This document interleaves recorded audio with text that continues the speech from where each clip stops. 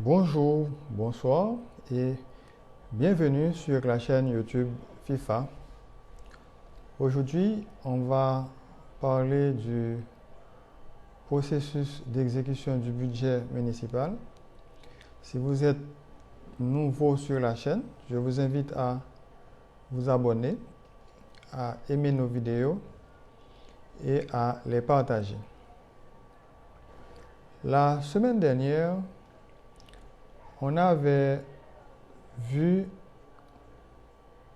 le calendrier d'élaboration du budget municipal et également le cycle de préparation du budget municipal. Donc, on va faire un rappel sur ce cycle. Le cycle débute avec la détermination des perspectives budgétaires. Pour ce faire, les responsables de la municipalité feront l'analyse des résultats de la gestion de l'exercice budgétaire antérieur ainsi que l'analyse des résultats financiers. À cette étape, ils auront les éléments pour déterminer s'ils ont des marges de manœuvre pour l'exercice budgétaire à venir ou dégager les perspectives pour le budget à venir.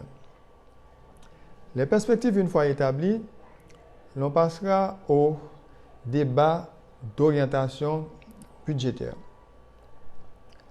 Cette phase politique est très importante parce qu'elle permet au conseil municipal d'informer la population sur les orientations générales du budget. Et c'est à cette étape que la population va s'approprier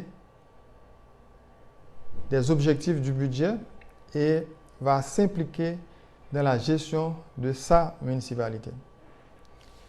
La population étant informée, la population présente également au conseil ses remarques et suggestions. Ce dernier va donc préparer la lettre de cadrage.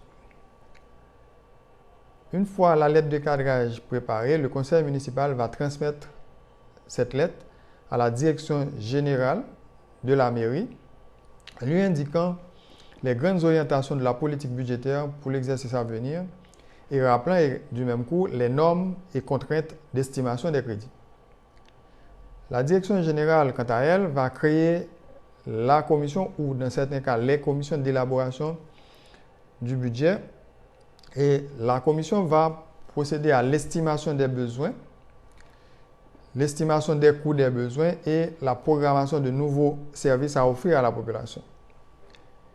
L'équipe travaillera aussi sur l'identification des voies et moyens et faire des projections des recettes, voir s'il n'y a pas des dons à rechercher, s'il n'y a pas des fonds de concours mis à leur disposition et également étudier la possibilité d'avoir des emprunts et très important également de regarder la situation de la dette de la mairie.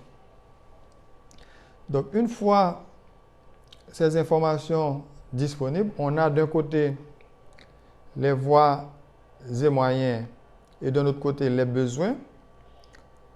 On va passer au processus d'arbitrage. Ce processus d'arbitrage va permettre de déterminer si la municipalité a une capacité de financement ou un besoin de financement. Et c'est à cette phase que les membres de la commission vont travailler à trouver l'équilibre entre les ressources et les charges.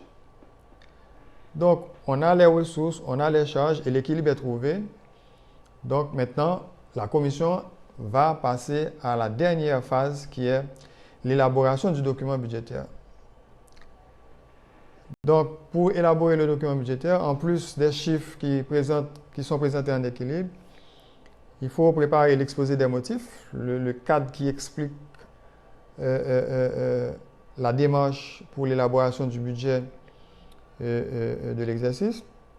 Il faut préparer l'arrêté sur le budget, préparer également le compte administratif, préparer l'extrait du registre de délibération et les autres documents annexes. Voilà en résumé ce qu'on avait vu dans le cycle de préparation du budget municipal dans la vidéo précédente. Dans la vidéo d'aujourd'hui, on va parler de l'exécution des dépenses publiques locales. Donc, on a vu comment on prépare le budget, on a vu le cycle d'élaboration. Maintenant, on va parler de l'exécution des dépenses publiques locales. L'exécution des dépenses publiques locales doivent être faites à partir des crédits votés dans le budget municipal et se font par 12e budgétaire. Il est important de souligner que dans ce cadre-là, les fonctions d'ordonnateur, en l'occurrence le maire, et de comptable sont incompatibles au terme de l'article 13 de l'arrêté du 16 février 2005 portant règlement général de la comptabilité publique. L'exécution des dépenses budgétaires obéit à des principes et à des règles de la comptabilité publique. Elle se fait en 2 étapes. Une phase administrative comprenant l'engagement, la liquidation et l'ordonnancement. La phase administrative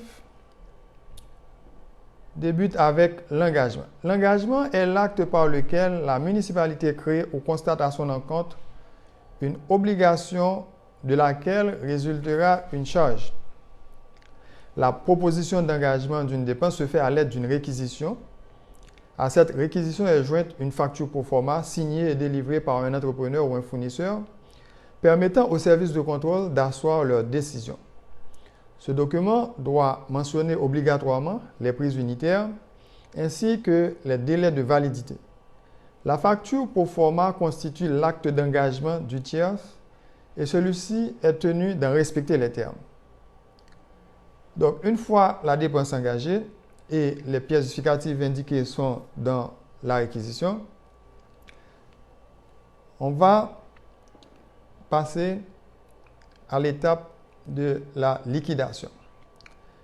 D'après l'article 66 de l'arrêté de février 2005 portant règlement général de la comptabilité publique, la liquidation a pour objet de vérifier la réalité de la dette et d'arrêter le montant de la dépense. Vérifier la réalité de la dette et arrêter le montant de la dépense.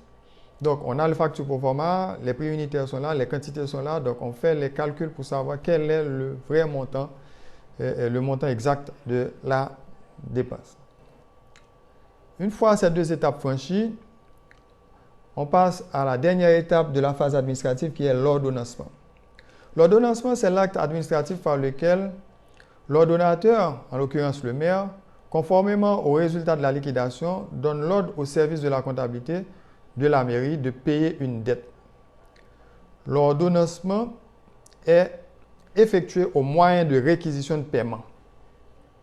Donc voilà les 3 phases, les 3 étapes de la phase administrative dans le cadre de l'exécution des dépenses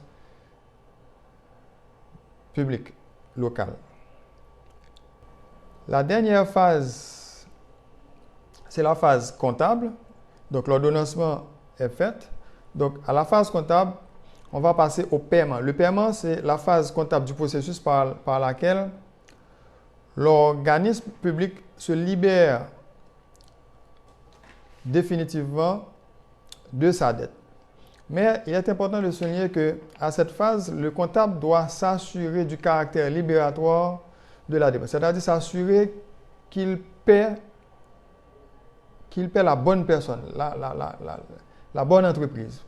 Parce que le fait de payer, si on paie à la mauvaise personne, donc la municipalité ne se libère pas de sa dette. Donc il faut payer à la bonne personne. Donc, aucune dépense ne pourra être acquittée si elle n'a pas été préalablement engagée, n'a pas été préalablement liquidée et n'a pas été préalablement ordonnancée. Voilà ce que je voulais partager avec vous sur cette partie de l'exécution des dépenses publiques. On va voir dans la vidéo qui va venir les décisions modificatives du budget. Comme vous le savez, on peut avoir un budget exécutoire en octobre, mais des circonstances qui font soit augmenter les recettes ou diminuer les dépenses, soit des décisions du conseil municipal peuvent venir modifier l'enveloppe budgétaire. Et on va voir ça dans la vidéo du 6 décembre sur les décisions modificatives du budget. Encore une fois, je vous dis merci d'avoir regardé cette vidéo, d'avoir participé à enrichir ce travail que nous essayons de faire. Je vous invite à vous abonner si vous ne l'avez pas encore fait, à aimer les vidéos et à les partager à vos contacts et à les encourager à s'abonner également de façon à avoir beaucoup plus d'interactions sur ces sujets-là pour laisser une documentation ou bien des pistes de réflexion pour d'autres personnes que la question intéresse. Merci beaucoup et à la prochaine.